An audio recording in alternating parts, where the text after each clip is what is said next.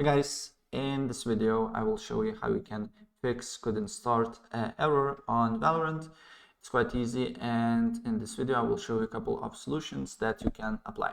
So first of all, what you need to do here, you need to open up your task manager and make sure that you don't have any tasks running related to Riot Games, Valorant, and even Valorant Vanguard. Here on the task manager, and then on the bottom right corner it should be a little arrow up button. You can press that. It says show the hidden items here, and then exit this Riot Vanguard thing as well. And once you do that, then locate your Valorant shortcut or Valorant application here, and then go to properties, compatibility, and make sure that these two options are on. Disable full screen optimizations and run this program as an administrator. Press apply. Okay. And then go to your basically Riot Games files. For me, is on my local disk C.